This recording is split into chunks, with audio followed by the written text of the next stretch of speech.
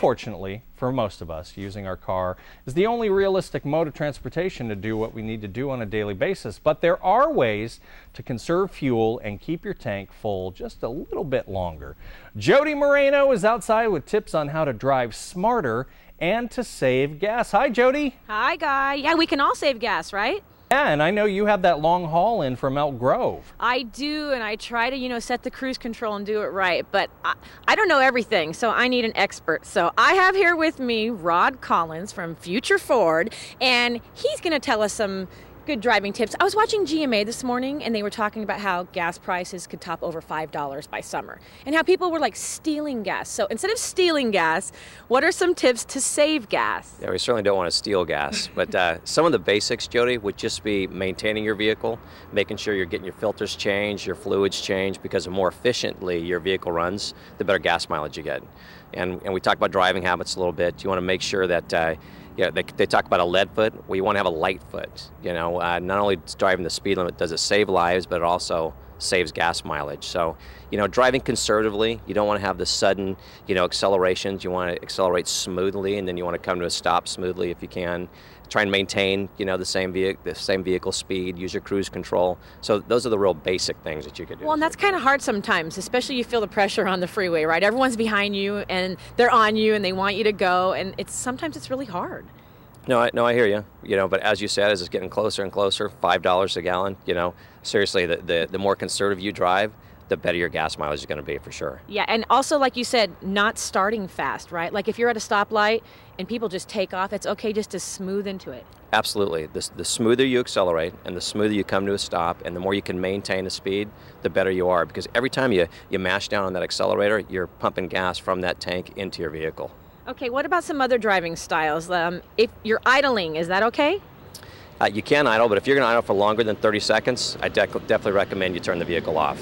It used to be the older cars, you had to get out in the morning and warm them up. Definitely don't have to do that anymore. So if you're going to be idling for more than about 30 seconds, turn the vehicle off. And that'll save some gas? Absolutely. Okay, so I know that there's a light by my house, and I know it takes like 5 minutes to turn green. I can turn my car off. Well, I don't recommend turning off the car at the light, but if it was a 5-minute light, absolutely. So I was trying to sneak one in on him, and he just wasn't going for it.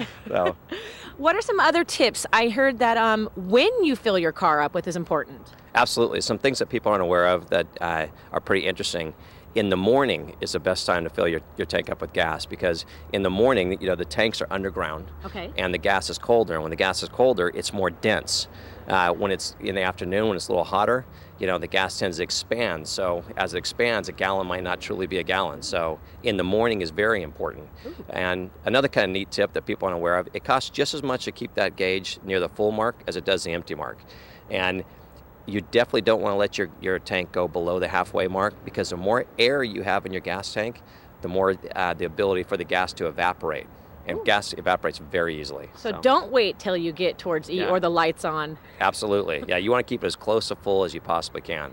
And what about, I also was seeing that, like, if you see the truck coming in to fill up the pumps, not a good time to fill up? Not a good time to fill up. Avoid that station. Because typically a gas rig is going to be in there when their tanks are low. And when the tanks are low and they go to fill up those tanks, they're going to stir up all the debris that's on the bottom of those tanks. So if you're getting gas at that station, you have a much higher chance of getting debris into your car, which could potentially clog a filter or something along those lines, which will cause your vehicle to run not as efficiently. And if your vehicle's not running efficiently, you're not getting as good gas mileage. He's got great tips. Okay, vehicle speed. Yeah, we all want to speed, but we should not. Absolutely. The faster you're going, the harder your engine's working. So you want your vehicle to work as not as difficult. The more revolutions, the more gas it's using, and the faster you're going, the more revolutions of the motor. So if you can, drive the speed limit. Like I said, not only does it save lives, but it saves gas. And the slower you're going, the better gas mileage you're getting typically. And the cruise control is your friend. Absolutely. That'll prevent the sudden accelerations and the sudden decelerations. Yeah, if you can maintain a certain speed limit, you're definitely saving gas mileage. Okay, a lot of us are going on trips too. Now, if you have a full trunk, does that also weigh your car down? Absolutely. The heavier your vehicle, once again, the harder your engine has to work to move the vehicle. So the lighter your vehicle, typically the better gas mileage you're going to get. So if you've got some stuff in there you don't need, get it out of there.